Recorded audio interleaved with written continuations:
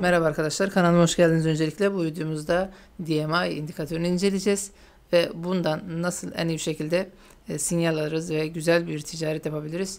Bunu değerlendirmeye çalışacağız. Hemen şöyle bir uyarımızı yapalım. Bunlar yatırım tavsiyesi değildir, kendi çalışmalarımızdır ve bunu genel üzerinde gerçekleştireceğiz. Burada bu hissi üzerinden gerçekleştireceğiz. Ben önceden seçtim, bakın DMI.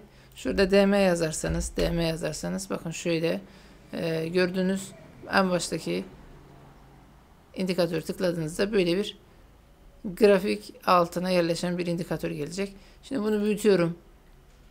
Burada 3 tane bakın çizgi görüyorsunuz. Şöyle yaptığınızda çok karışık gelebilir ama çok aslında kullanımı basit. Dikkatli bir şekilde kullanıldığında da çok güzel karlar elde edebileceğimiz, ticaret yapabileceğimiz bir grafik olacak. Bunu yine değerlendireceğiz biraz sonra. Önce şöyle bakın, ayarlardan tıkladığımızda içinde bir ADX, bir D artı, bir D eksi var. Şimdi tek tek inceleyelim. D artı, D eksiyi kapatacağım.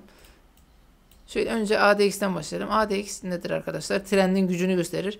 ADX yukarı doğru yükseldiğinde düşüş veya yükseliş trendi fark etmez, çok güçlü olduğunu ve bunun devam edeceğini, düşüşün veya yükselişin devam edeceğini bize söyler. Aşağı doğru geldiğinde ise trendin düşüş veya yükseliş fark etmez, trendin zayıfladığını ve artık bir dönüşün veya yatay piyasanın başlayacağını bize bildirir. Artık zayıf bir piyasada da hareketler olmayacaktır, volatilite azalacaktır veya trend dönüşleri gerçekleşecektir. Bu şekilde algılayabiliriz. Şimdi burada bir seviyeler var arkadaşlar. Bakın bu seviyeler de önemli. Şöyle bu 20'nin altı ve üstü ADX için önemli. Hemen buradan koordinatları 20'ye ayarlayalım. Evet, 20 dedik ve yerleştirdik. Şimdi 20'nin altındaysa ADX o trend zayıf demektir. Genelde tepki hareketleri oluyor.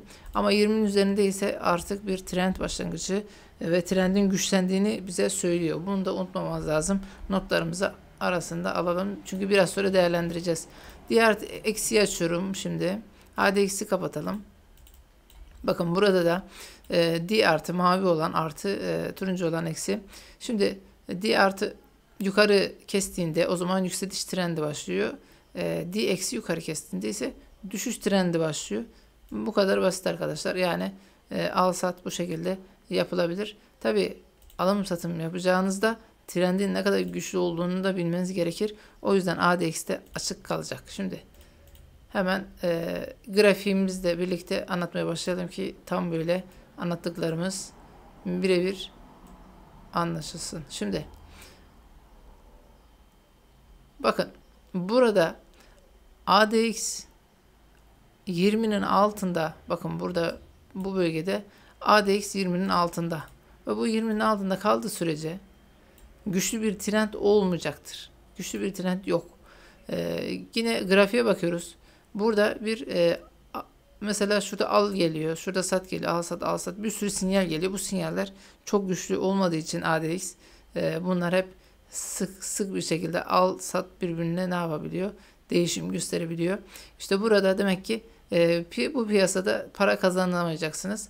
Buradan eğer günlük alıp satıyorsanız o zaman küçük küçük şöyle yüzdelikler alabilirsiniz. Başka da bir şey kazanamazsınız arkadaşlar. Şöyle yapalım. Bir ölçelim mesela şu bölgeyi.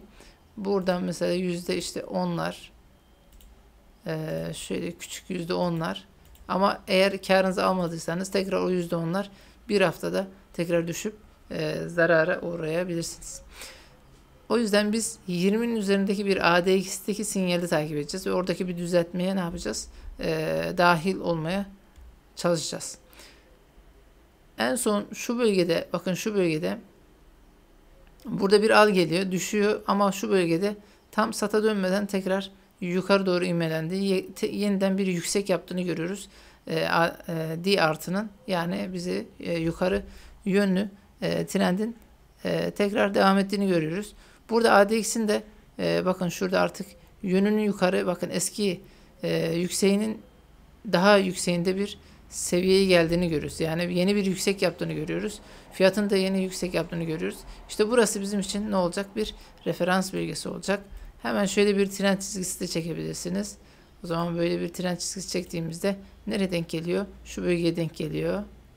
Zaten şuna dikkat edin. Turuncu da artık ADX'in altına geçmiş ve yeni bir yüksek. ADX yeni bir yüksek.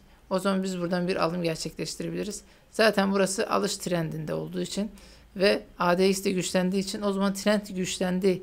Artık alıcılar var dediğimizde buradan bir trend güçlü olduğu için buradan treni atladık ve şöyle gördüğünüz gibi %100'lük bir kar getirisi sağladı. Daha sonra düzeltmelere gidiyor. Düzeltmelerin de devamında tekrar yukarı doğru gidiyor. Şimdi düzeltmeyi inceleyelim. Düzeltmeyi inceliyoruz arkadaşlar. Dikkat edin. Düzeltmede fiyat aşağı doğru geliyor. Bakın. D artı aşağı doğru geliyor ama herhangi bir sat yok. Ve şuna dikkat edin. Bakın buradan yükseliş ADX'de var. ADX zayıflıyor. Ama ADX hızlı bir şekilde inmiyor. Fiyat hızlı bir şekilde inmesine rağmen ADX'in daha yukarıda kaldığını, yani 40 seviyelerinde kalıcı olduğunu görüyoruz. Şunu da not alabilirsiniz. 40 seviyenin üzerinde kalıcı olduğunda ADX ve fiyat hızlı şekilde aşağı geldiğinde bu bir silkeleme olabilir. Veya bu bir düzeltme hareketi, sert bir düzeltme hareketi olabilir. Bunun geri dönüşü olacaktır. Ve burada da öyle olmuş. ADX 40'ın üzerinde, yani trend güçlü, hala bozulmadı diyor. Sat sinyali zaten gelmedi.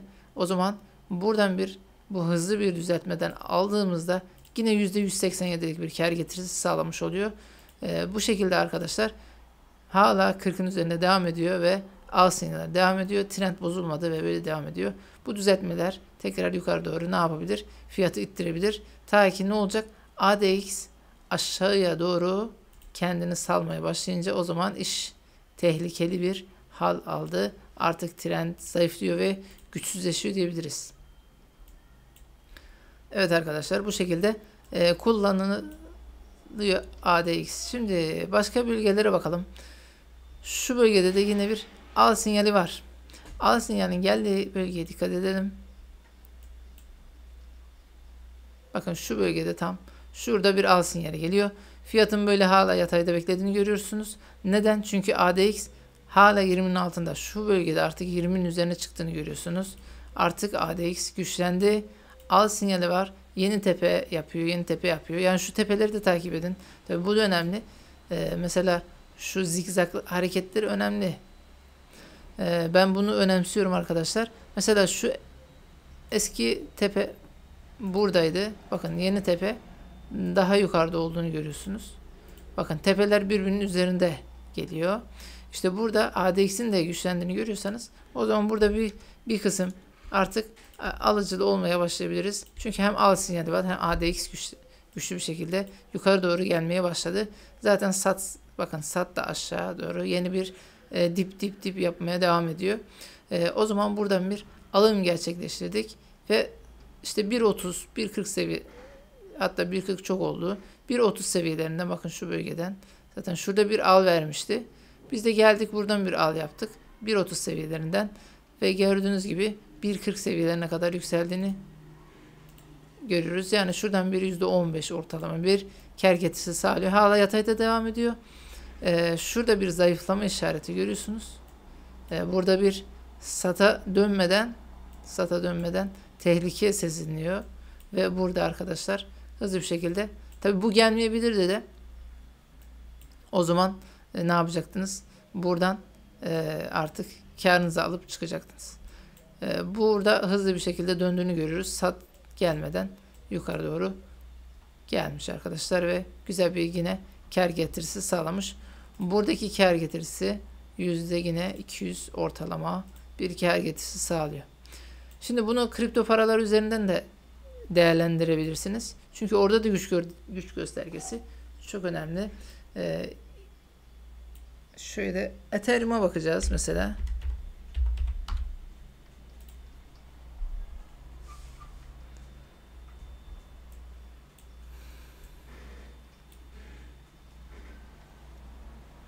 Evet, şu bölgede bakabiliriz Ethereum'a. Şimdi buradan aşağı doğru bir düşüş trendi var arkadaşlar. Evet, bu düşüş trendi nasıl bir trend? Güçlü bir trend. Hemen şuraya tekrar yatay çizgimizi koyalım ve bunu hemen sabitleyelim 20 seviyesine. Evet. Güçlü bir düşüş trendi gözlemliyoruz. Burada bakın, burada bir sinyali, sat sinyali var. Burada da ADX'in 20'nin üzerine çıktığını görüyoruz ve bu daha fazla düşecek anlamına geliyor. Düşüyor. Artık şu bölgede bakın fiyat, yani ADX hem aşağı dönüyor hem de sat sinyal, yani D eksi aşağı döndüğünü, ikisini de beraber aşağı döndüğünü görüyoruz. İşte bu dönüş hareketi artık düşüş trendinin zayıfladığını, artık bir düşüş döngüsünün biteceğine işarettir. Zaten burada hızlı bir tepki geliyor. Burada bir alıcı geliyor. İşte bunu düzeltmesinde ne yapacağız?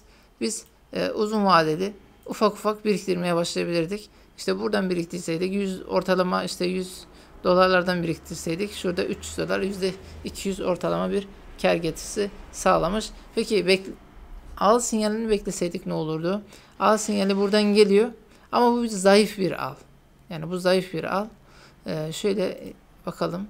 Şurada bir al sinyali geliyor ama ADX aşağı doğru gidiyor. ADX nerede güçleniyor? Burada güçleniyor. Yani şu bölgede güçleniyor. İşte bu bölgede yine alan kişi de 250'den aldı. Yine 355'ten satmış olsa bile yine de güzel kar etmiş oluyor. Şöyle bir düzeltme hareketinde %40'lık bir kar getirisi sağlamış oluyor. İlla al sinyalini beklemek gerekmiyor arkadaşlar. Düşüş trendinin zayıfladığını gördüğünüzde buradaki alıcıları kullanabilirsiniz. Bakın burada düşüş trendi zayıfladı. Burada alıcı geldi. O zaman burada bir parça alım yapılabilir. Buradaki düzeltmede bir parça alım yapılabilir. Bu şekilde de yine değerlendirmelerde bulunabilirsiniz. Burada bakın yeni yüksek ama fiyatın zayıfladığını, ADX'in aşağı döndüğünü ve DART'ın da aşağı döndüğünü görüyoruz. O zaman burada çıkacağız. Çünkü yeni dip yapmış. Bakın bu eski dibi, yeni bir dibe doğru gidiyor. Fiyat da düşüyor. ADX de düşüyor. Artık ne oldu? Yükseliş zayıfladı artık. Yükseliş, alıcılar tükendi demek. Ve fiyat da hızlı bir şekilde düştüğünü görüyorsunuz. Burada şu bölgedeyken ADX, buradaki hepsi birer tepki olarak kalacağını söylemiştik. Yine bakın burada evet güzel bir çıkış yakalamış. Bir tepki hareketinden oynamak isteyen, burada tepki hareketinden kazanmak isteyen tabii ki burada işlem yapabilir. Ama tabii burası bir pandemi süreci. Tabii bu kadar aşağı doğru gelmeyebilirdi. Sert bir düzeltmeyi de şuralardan toparlayıp o zaman güçlü bir trend başlatabilirdi. Öyle olmadı tabii, pandemiden dolayı daha çok fazla diplere gidip oradan döndü. Şimdi şöyle yine değerlendirmeye devam edelim. Büyük boğa piyasasına bakalım. Burada bize yardımcı olabilecek nasıl sinyaller var? Bakın bir tepe görüyoruz. Bir tepe de burada. Evet, burada bakın bu uyumsuzluk var. Burada bir fiyat, bakın D artıda uyumsuzluk var. Bir de ADX'te bir uyumsuzluk var. ADX yeni bir high yapamamış, yani yüksek yapamamış. Fiyat ne yapmış arkadaşlar? Fiyat yeni bir zirve yapmış. Bu zirve demek ki sahte bir zirve, yani aslında güçlü bir alıcı yok. Fiyat satıcı olmadığı için yükseliyor. Yani güçlü satıcı olmadığı için rahat bir şekilde yükselebiliyor. Satış yapmaya korkuyorlar çünkü terste kalma riski çok fazla var. Boğa piyasasında olduğu için satıcı olmadığın zaman da yükselebilir fiyat. İşte burada da öyle oluyor. Alıcı yok. Alıcıya da çok az. Satıcı olmadığı için hızlı bir şekilde yükselmiş. Ama yani altı boş, destek yok. Desteği boş. O yüzden burası artık bir zirve noktası olarak bizim için ne yapacak? Kalacak. Daha sonra ne olacak? Bakın buradan aşağı doğru bu uyumsuzluk çalışacak. Ve hızlı bir şekilde, eğer bunu daha önce bu boğa piyasasındayken bilseydiniz çok farklı kazançlar elde edebilirdiniz. Ve buradan aşağı gördüğünüz gibi Ethereum ne yaptı? Hızlı bir şekilde çakıldı. Tabii Bitcoin de beraber çakıldı. Ve burada artık piyasa döngüsü bitti. Burada da bu şekilde de kullanabilirsiniz arkadaşlar. Buradaki uyumsuzlukları da kullanabiliriz. Yine burada başka sinyaller, bakın burada yeni bir dip görüyoruz. Ama daha sonra gelen dip daha yukarıda. Hatta bakın burada da yeni bir tepe görüyorsunuz. İşte bakın burada yükseliş, yani D eksinin döndüğünü görüyorsunuz. Burada da D artının da aşağı yönlü uyumsuzluklar verdiğini görüyoruz. Yani buradaki sinyaller bunun böyle çok güçlü olmadığını, desteksiz olduğunu bize söylüyor. ADX de buradan sonra aşağı doğru gidiyor ve şuradaki uyumsuzluk çok güzel. Bakın buradaki uyumsuzluk net bir şekilde. Fiyat tekrar eski zirveye doğru gittiğinde, bakın eski zirveye doğru gidiyor, hatta burayı test ediyor. ADX'e bakın. ADX tamamen aşağıda. Yani çok arada çok büyük bir fark var ve bu ayı piyasa, yani ayı piyasasının başlangıcı olabilecek bir bölge. Çünkü hem tepede hem de ADX dipte. Yani fiyatla ADX birbirine hiç uyuşmuyor. Alıcı yok. Alıcı olmadığı için satıcı da yok ve fiyat yukarı doğru bir şekilde ittirilerek götürdüğünü, yani altı boş olarak götürüldüğünü görüyoruz. Bu da fiyatı ne olacak? Daha sonra büyük bir ayı piyasasına gireceğini söylüyor. Ve buradaki ayı piyasası ne kadar zarar ettirmiş? Buradan alımları ortalama %81 zarar etmişler. Daha sonra tabi fiyat dönüyor. Bu şekilde arkadaşlar. Ethereum'da da en tepeyi demek ki burada bu DMA indikatörünü kullanarak tahmin edebilirdik. Buralardan yüklü miktarda artık nakite geçebilirdik. Kendimizi sağlam alabilirdik. Bu şekilde kullandığımızda çok güzel kazançlar elde edebilir ve çok güzel ticaret yapabilirdik arkadaşlar. Hem indikatör hisse senetlerinde hem de diğer piyasalarda, grafiği olan tüm piyasalarda kullanılabilir. ADX güzel. Buradaki D artı D eksi sinyallerinde güzel bir şekilde kullandığında çok güzel karlar elde edilebiliyor. Sağlıcakla kalın. Umarım sizler için faydalı olur.